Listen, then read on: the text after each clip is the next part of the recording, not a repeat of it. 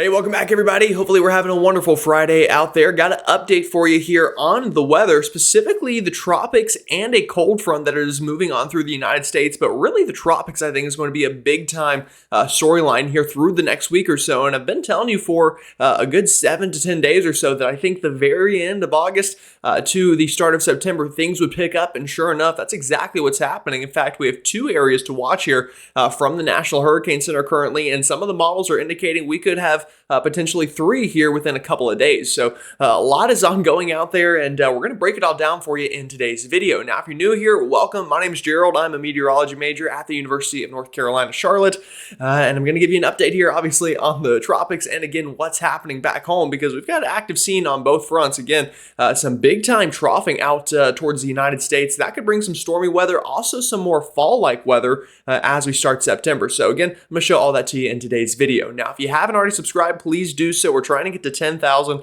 by the end of hurricane season. We just recently crossed 9,000. So again, 10,000 is that next big goal, and I would really appreciate it if you hit the subscribe button. Also, you can hit the bell to get the latest notifications from my channel anytime I release an update, so you can be one of the first to see it. And then like the video and comment, let me know where you're watching from. With all that said, though, let's go ahead and start talking weather here because, again, it is a pretty active scene out there, and we're going to start with the tropics because, again, I think this is going to be a pretty big storyline here in the coming weeks. Now, if we take a look at satellite, I'm going to quickly just show you the broad view, and then we're going to zoom things in. Excuse me. But we do have a couple distinct areas of convection out here. One near the Texas-Louisiana coastline, another big area kind of over the Bahamas currently of some pretty good showers and storms, and then a couple areas back out here into the Atlantic. There's one area here that we have some spin, and then another area behind it that has some spin. So things are getting very active here. Things are definitely picking up compared to where they were maybe a week or so ago. And let's zoom this in a little bit as well. We'll start with the Gulf and kind of the Southwest Atlantic here. Now, the NHC has not designated any of these areas, but nonetheless, you get the idea that things are definitely picking up, specifically this area over the Bahamas. I mean, this is some really impressive thunderstorm activity here that, may, try to become a little bit more tropical here, and that's what we have to watch for. Obviously, we have the big waves out into the Atlantic, but also these areas closer to home, obviously, you want to keep both eyes on because should it form into something, impacts would be a lot sooner than something out towards the main development region of the Atlantic. But again, very impressive kind of convective area there. Also, some spin over here near Texas and Louisiana, slightly less impressive with the thunderstorm activity, but still definitely has some at least mid-level rotation there, just probably not getting all the way down to the surface, and probably even similar with this one. You'll notice it has a little bit of spin to it, but again, probably mainly in the mid-levels and not so much towards the ground level.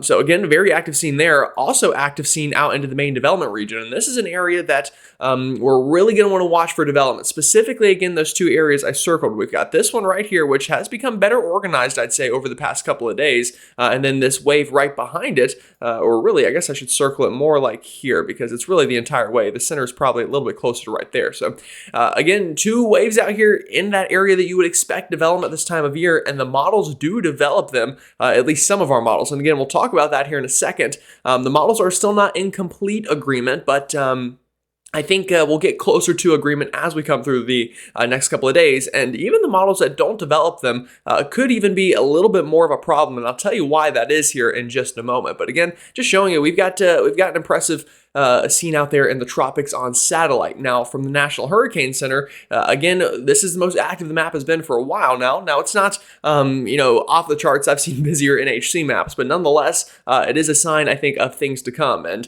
again, we have these two areas to watch. So one or really both are in the main development region of the Atlantic. One a little bit closer to land than the other. Well, I guess at least to North America, that is.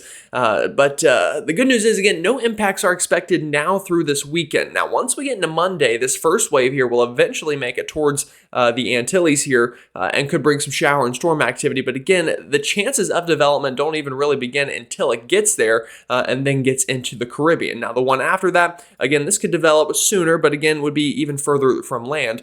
So we'll have even more time to track that one. But let's take a look at some ensembles here. And I know what I'm about to show you is going to look like spaghetti just like spaghetti all over a plate, which, we kind of call these spaghetti models, but these are ensembles. Ensembles are basically just a bunch of little versions of the main model run. So these are the Euro ensembles. So these are a bunch of different components of the European model, basically, that run just like the Euro, but instead of just one big operational run, it's 51, I think, different solutions here that come up with an idea of what might happen. And you get the idea here that within the next 10 days, this goes out 10 days, I should add, we've got multiple areas to watch. We've got one here, again, into the Caribbean that tries to get up towards potentially the Gulf of Mexico within the 10-day time frame. Another one behind it. And actually, you know what? Just to make this a little bit more clear for us, let's move this back to hour 90. That should make this a little bit easier. So yeah, so I think this is going to be a little bit better. And then we'll move back out here in a second so you can see the long run. But this is that first area to watch. Again, this is what I was showing you over the main development region, the one that can move towards the Antilles by Monday. Here is the area behind it. So you'll notice a lot of the ensembles develop both of these. Now, if we move this even further ahead into time, let's move this out to 168 hours. This would be 1 week out. Now we have 3 areas on the map. So again, this is the first area. Now getting into the Caribbean, a lot of those members developing it into a tropical storm, some even a hurricane.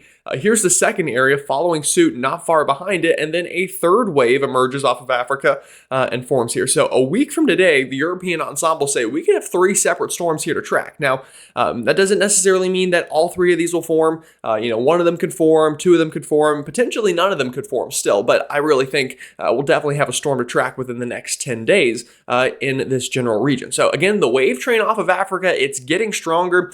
These storms are now finally tapping into that atmosphere they'd kind of held back through much of the second half of August, but through the first week of September here, they definitely look to be picking up. And again, if we move this further out into time, 210 hours, we'll say, this is when things get a little bit more concerning for my folks in the United States, Cuba, the Bahamas, Jamaica, Hispaniola, specifically this first wave. Now, again, I talked about, this may take a little bit longer to develop. And again, chances right now are only about 40% from the National Hurricane Center. I forgot to give you the percentages on that. But again, a 40% chance of developing within the next 7 days. But the models now are holding back on development until it gets into the Caribbean. So that's good for our folks in the Antilles. That's good for you folks in Puerto Rico. But unfortunately, the longer it waits to develop, the more likely it is to impact the United States in some way, shape, or form. As again, if it were to have formed really strong here near the Antilles, it would have curved north a lot sooner and could have been potentially less of an impact to more land on down the road. So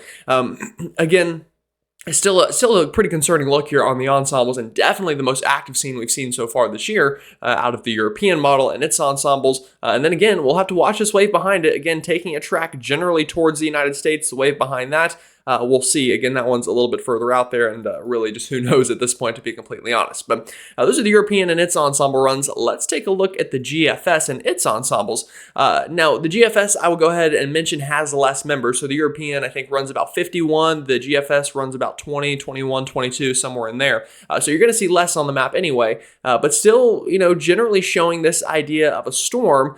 However, the GFS is quite different than the European. So the European, again, really kept this in the Caribbean and then tried to move it up into the Gulf, at least with its ensemble members. The GFS kind of, forms this a little bit quicker on the members that do form it, and then move it up through Hispaniola and Puerto Rico. Now, I'm buying the European and its ensemble members more, and I'll show you why when we get to the operational runs here in just a minute. But just note that. And then again, another wave behind it that tries to form, but again, even 10 days out is so far from any landmass that there's not really much point in diving into that one all too much. But with that said, let's go ahead and try to dive into this first storm. So all the models I'm going to show you here are starting at the same time frame. This is on the the 2nd of September. This is this coming Monday afternoon Eastern time, so Monday evening probably here in Puerto Rico and the Antilles here. So again, right now you're not seeing much. This is our wave. Again, still not formed at this point, but definitely would be bringing some shower and storm activity to the islands here before eventually getting into the Caribbean. And again, doesn't do much until about next Thursday, Friday. So this is a week from now. Again, on the GFS, nothing happens in this region. Again, some rain, definitely some gusty winds, but no defined storm until about a week from today. Then we get low pressure at the surface. We get a tropical storm to begin to form here in the Caribbean. And then environmental conditions look pretty ripe. After that, The storm strengthens up towards major hurricane status about 10 days from now, impacts the Yucatan Peninsula, and then after that gets into the Gulf of Mexico 10 to 12 days from now. So again, it's a concerning look, and obviously, if you get a storm right here in the Gulf, you're just about guaranteed to get a landfall somewhere in the United States. So it's a concerning look for sure, and I'll be honest, it's one of those storms that, looking at all the model runs, looking at the potentials, this one has a very high ceiling. This is one that, could become maybe the biggest storm of the year so far in terms of impacts directly to the United States. But it's just too far to know. And again, while the ceiling is very high, we also think the floor right now is pretty low. This could still just not develop, but if it does, and personally, I am of the thought process that it could be a problem on down the road. Now, that's a GFS. If I show you the European model, again, Monday, we've got this open wave here into the Antilles, again, bringing shower and storm activity. And remember, the European also... Let me go back and mention this real quick. Sorry. So again, this was the GFS operational run. This is why I'm leaning towards the European ensembles. Again, the operational run of the GFS doesn't even agree with its ensemble members. So, generally, and, it's showing a track much more similar to the European and those ensembles. So that's why, again, I'm going to go back even one more time here. That's why I'm generally more in this camp, that we get a storm somewhere in the Caribbean that, kind of doesn't form until after the Antilles, but once it gets into the Caribbean, would have a higher chance of forming. And I'll show you the reasons why here in a second too, whenever we look at those atmospheric conditions. But the European model, I'm going to breeze through this one a little bit more because, again, this is Monday and Tuesday of next week. We've got a storm trying to form here south of Puerto Rico, but not very strong. Still just an open wave, really, with some limited, some pretty good storm activity, I should say, but not too much in the way of wind or surge. And it stays that way on the European model. Just never fully gets its act together. Tries to here at the very end, and we do get a tropical storm about 10 days from now, but at that point, it just kind of moves into the Yucatan. So I'll mention the differences here are important. Now both of the models develop the storm, I will say that. The GFS, though, develops it here, gets it much stronger, and thus kind of pulls it north towards the Gulf. The European doesn't really develop it until it's right off the coast of the Yucatan, and then it doesn't really have much of that strength pulling it northward, so then just pushes it right into the peninsula. So that's going to be something very important. When does the storm form? How strong does it get? And we say it all the time, but that's something we need to watch here. Now, icon model, Monday, same story for the islands here, then gets this into the Caribbean, develops it a little bit sooner than the other models. We got a tropical storm here south of Hispaniola next Wednesday and Thursday, and then moving just south of Jamaica as a pretty feisty hurricane about a week from now, and then that's as far out as this model goes. But nonetheless, all three of the models I just showed you develop the storm. It's just a matter of where do they develop it, how strong does it get, and then that will play a big factor on the long-term trends of the track. Now, atmospheric conditions, things do look pretty ripe here for development. I will say that this is Monday afternoon. Again, the storm would be near the Antilles. All of the green here is favorable for tropical development, at least in terms of moisture in the atmosphere. And there's plenty of green on the map here. So again, the Caribbean is not a place you really want to put a storm this time of year. Again, these could be really ripe conditions in terms of in terms of moisture content. And again, a little bit of dry air there, maybe to the north, but nonetheless, you notice the GFS really cranks this up because there's just not much dry air here to stop it in the Caribbean throughout the next 10 days or so on that model run. Now, again, things change. We'll see maybe a little bit more dry air finds its way than maybe the model predicts, but that's the moisture side of things. Now, wind, again, it's pretty light, all things considered. Obviously, the red colors are very strong wind shear. That's not favorable for hurricanes. The lighter colors to no colors are more favorable. Now, this is this Tuesday and Wednesday. Here's the storm.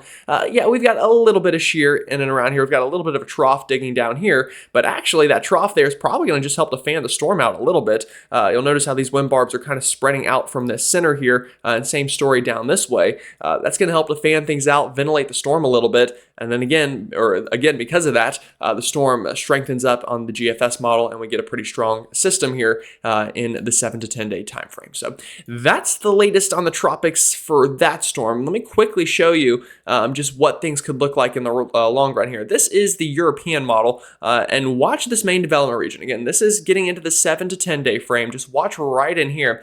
You'll know nothing major again on the model, but look at these areas of spin. I can count 3 off the top of my head here. One here, again, that's one we just talked about, another behind it, and another behind that. So as we get into September, the wave train, it's a full go. We're going to have to definitely watch for this as these storms continue to push off of Africa across the Atlantic. And as we talk about the forecast in the eastern United States, it's concerning because we're about to talk about all these troughs and all this nice fall air that's going to work its way through the east. Unfortunately, those troughs open up a gateway for these storms, if you will. So again, we can have a very strong Bermuda high here, but if we get these troughs to dip down, that creates an open path or an off-ramp like a highway, and then these storms can sometimes try to take that off-ramp and work up towards the United States. So, I say that not to say, go out and panic, don't go out and buy whatever you buy for a hurricane, but just keep an eye on it, because I really do think in the next, week or two, the United States could see more tropical impacts here, or at least the threat of tropical impacts. And even if not there, you folks in the Caribbean, watch as well. It's very important here.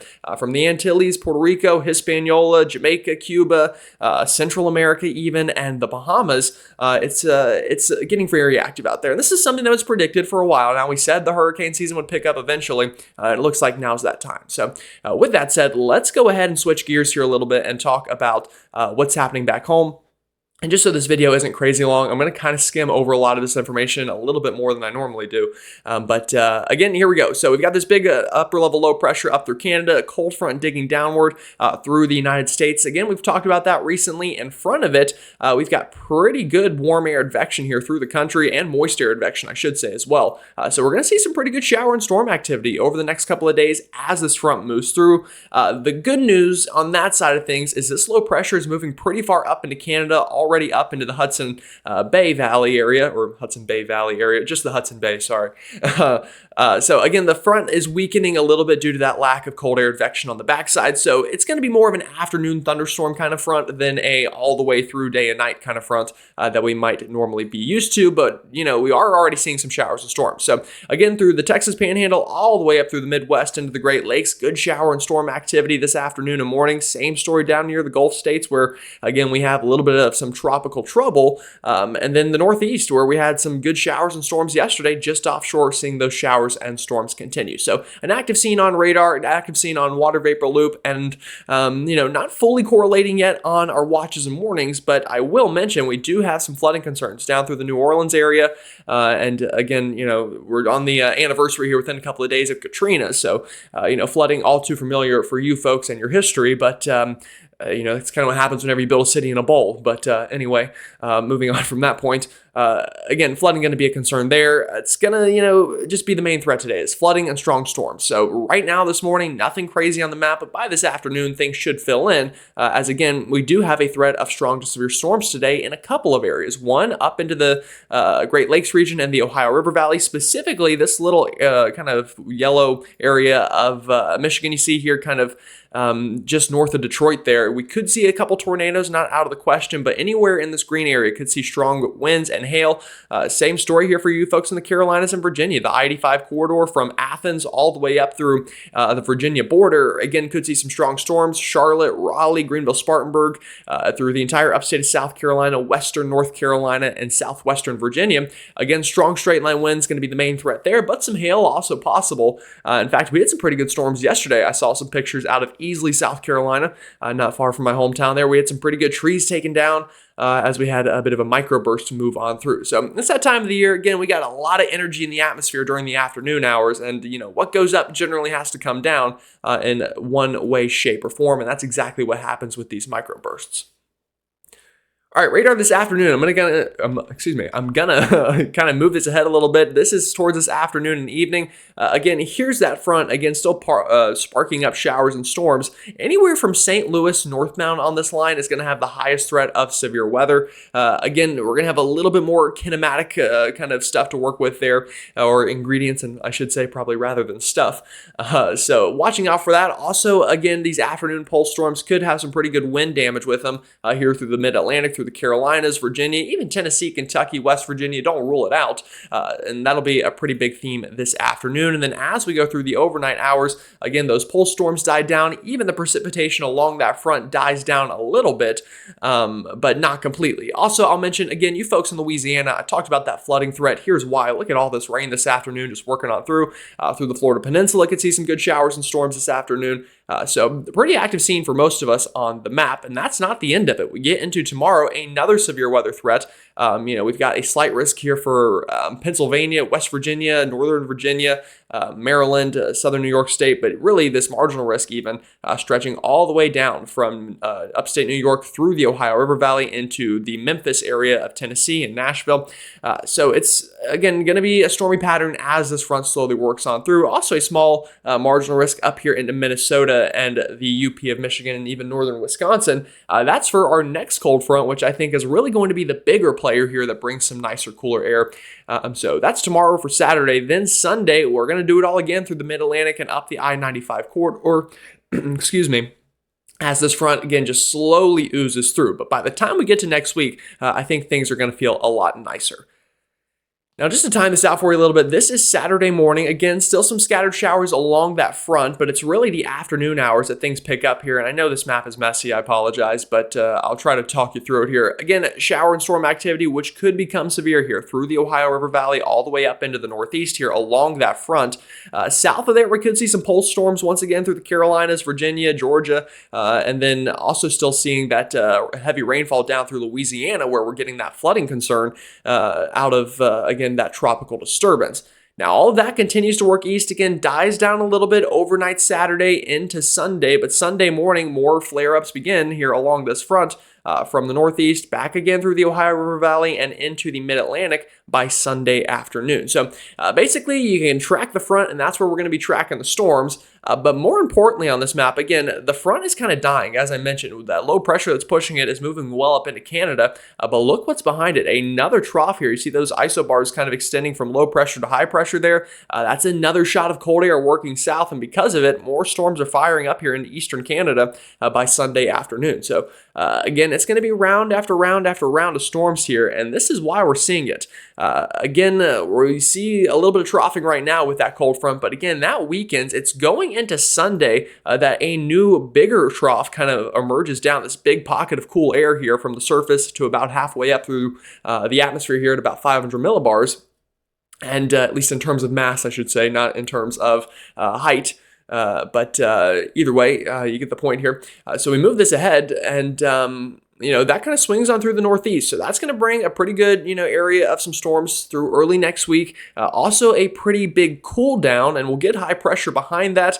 And I'll show you that map in just a second. But even after that, look at this. A bigger trough swings down out of Canada into the eastern United States through, to start the second week of September. So things are getting quite active here. And this is, again, why I'm concerned. This is about 10 days from now. If the GFS is right and we have a tropical system here trying to get through the Caribbean and into the Gulf, and we have a massive trough here over the eastern United States, it's very plausible that this trough picks up this storm and pulls it up right into the United States. Even if it doesn't and it misses that trough, another one comes and then it gets pulled up over here. So it's a pattern we're going to have to watch for. 1, severe weather, 2, tropical impacts, and then 3, the one nice thing is some really nice fall air. So it's an active scene there. Now, what could this look like on radar? Again, a stormy weekend ahead of that front. After the fact, though, we do get some cool air here. You notice this big high pressure going into Monday and Tuesday. It works down on the backside of that cold front. And we could get some pretty good cold air damming out of this, too, through Virginia and the Carolinas. We could have a really nice fall-like week next week, at least through part of it. This would be Tuesday. It would likely be pretty cloudy. It'd be pretty cool at the surface. But we'll also have to watch as storms try to form here through the southern tier of the country, kind of along that high pressure, some of that warmer air getting shoved over that cold air at the surface. That could create some precipitation. In fact, some of our models even develop low pressure at the surface here, and it could be a really rainy week next week through part of it. This is next Friday afternoon. A storm system working on through the southeast. and then eventually even working up the coast like a nor'easter. So we've got it all to talk about, from big time coastal storms to actual hurricane coastal storms. There's no shortage of information to give out here. But the dew point map, again, it's going to get nicer here through the week. This is into Monday afternoon. Now through then, muggy for many of us. But look at this dry air working on through the Northeast, the Great Lakes region, through the Ohio River Valley Monday afternoon. And then we get into Tuesday, even nicer dry air funnels in through, again, the backside of the Appalachia chain. Stays that way through early next week. Now, I will mention, if you're watching here through East Texas, Louisiana, Arkansas, Mississippi, Tennessee, kind of this region down into Florida, the dry air probably isn't really going to get to you all that much. This is really going to be in Ohio River Valley, Northeast, and cold air damming, North Carolina, Virginia, upstate South Carolina, kind of drier air. So not everyone's going to see it, but a lot of folks are going to see it, and they're going to feel it. And then if we're lucky, again, a bigger storm system will ooze down about 10 days from now and really bring that dry air. So we'll see what happens. Again, this first cold front we're confident in. Anything after that is kind of into la-la land a little bit, to be completely honest with you. But we go into this weekend, again, ahead of that cold front. It's going to be warm outside of any afternoon thunderstorms that cool it down. But on the backside, look at this blue taking over the map. Specifically, this is next Tuesday into Wednesday. Again, a lot of nicer blue on the map, cooling things down. And could stay that way for a little bit. And notice this again next week. We could get some cold air damming and some low pressure that try to form at the same time. This could really cool things down and make it feel like fall through sections of the mid-Atlantic or southeast. Again, I don't want to get too deep into details because we really just don't know yet. But it's a trend I'm watching for. It's a possibility. And then again, also watching for that possibility of an even bigger cool down way on down the road. So that's the latest here. I know this video is a little long. Unfortunately, there's just so much to talk about right now between the tropics and this. I don't want to guarantee anything, but I could have an evening video out over the next couple of days sometimes. I'm going to try for this evening. If I can get all my homework done, I'll have an update for you tonight on just the tropics. So we'll go even more in depth on that. And that video will be a little bit more condensed. So we'll talk about that for sure. But either way, y'all have a wonderful rest of your Friday. Enjoy it. I might see you tonight. I might not. We'll see. But either way, stay safe out there. Keep an eye to the sky. And I'll see you all next time.